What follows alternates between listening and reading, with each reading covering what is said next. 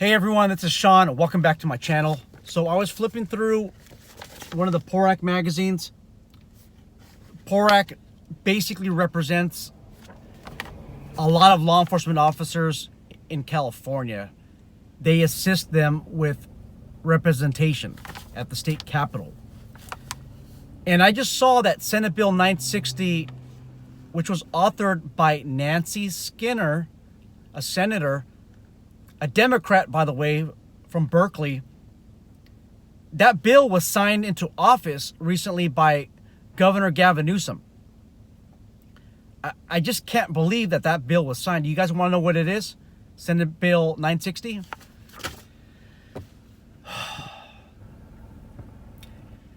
An illegal alien can now become a police officer. I'm not even making this up. Let me say that one more time, just in case you didn't hear me. An illegal alien can become a police officer. What the hell? What is wrong? What is wrong with society right now? Guys, stop. Please just stop voting for Democrats. We have a blue wave in California that's destroying the U.S. Constitution. It's destroying the people of California, the people of the United States.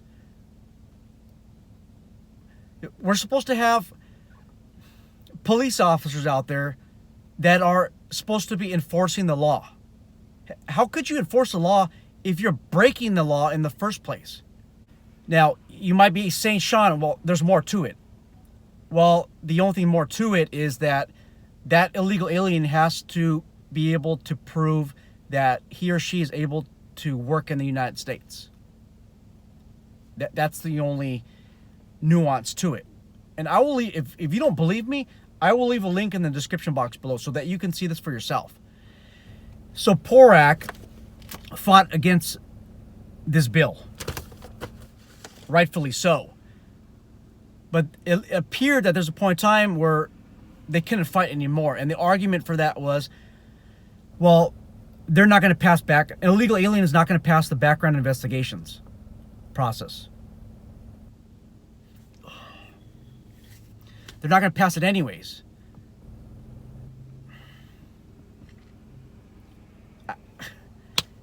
And why not?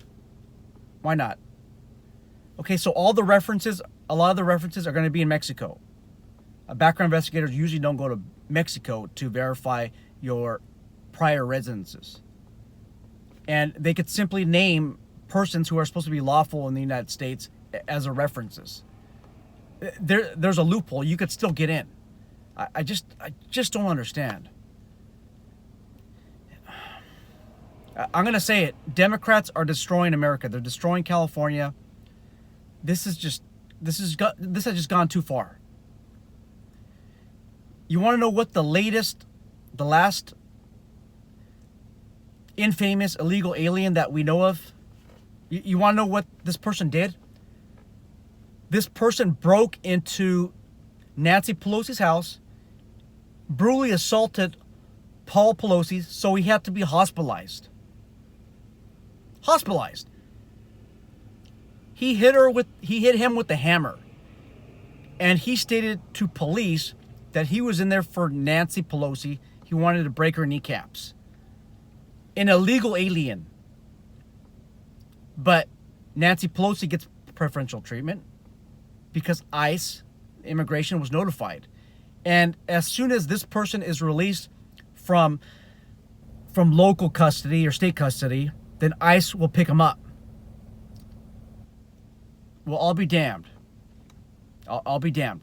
Because there are a lot of California sheriff's departments that are told not to contact ICE, not to contact immigration, once a prisoner is going to be released. They're ordered not to do that. But for some reason, there's an exemption here for the Democrat queen.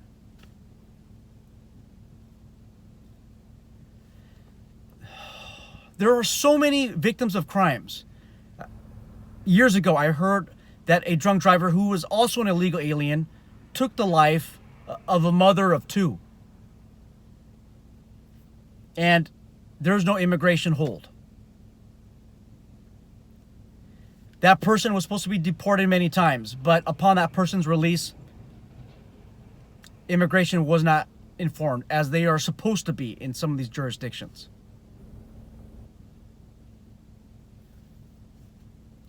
I've heard other stories of murders, homicides, manslaughter incidents where a illegal alien has committed this offense, and again, excuse me, they're not being deported, or they were arrested on prior incidents, and upon their release after the conviction, ICE wasn't properly notified.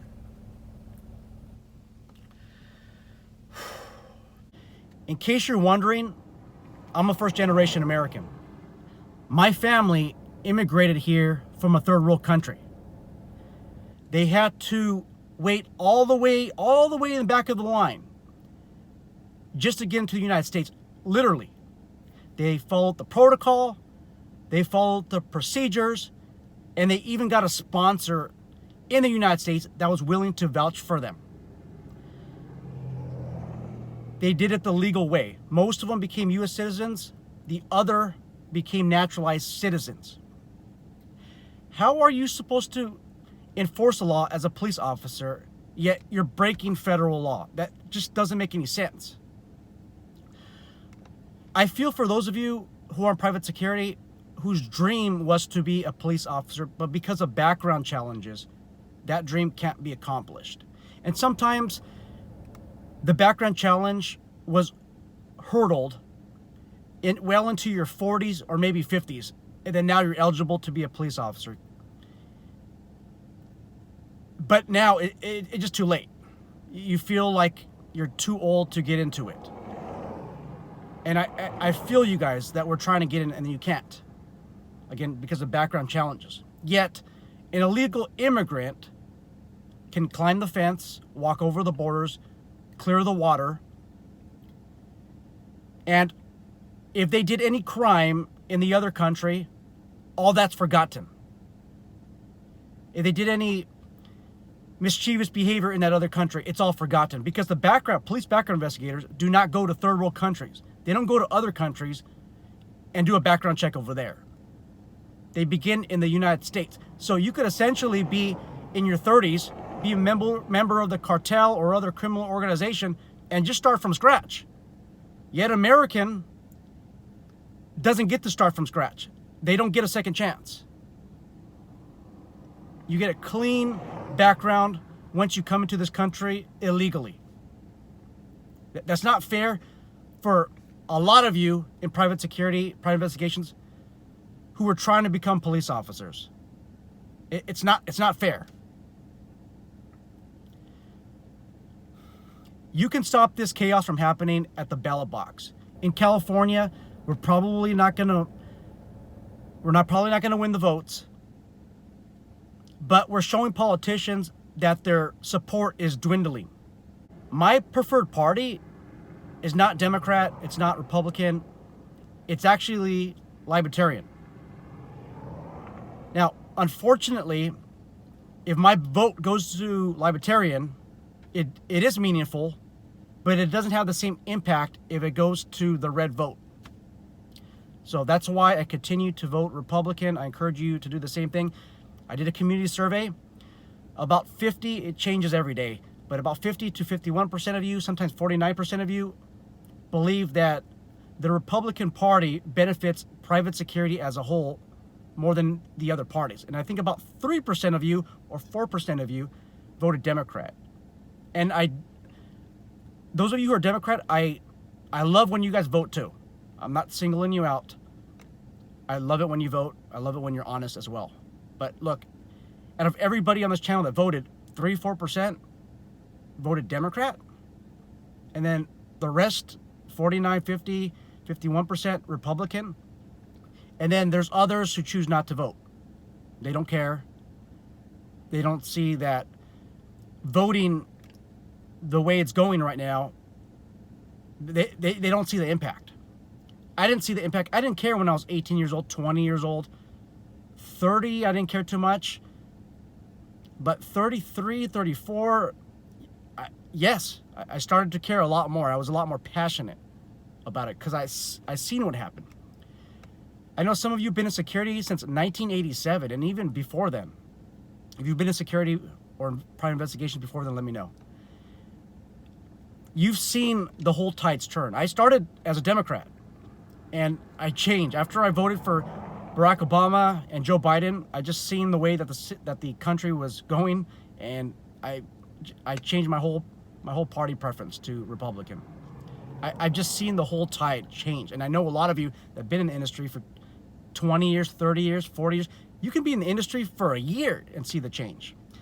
So I'm looking forward to your thoughts. Should a police officer be an illegal alien? Take care.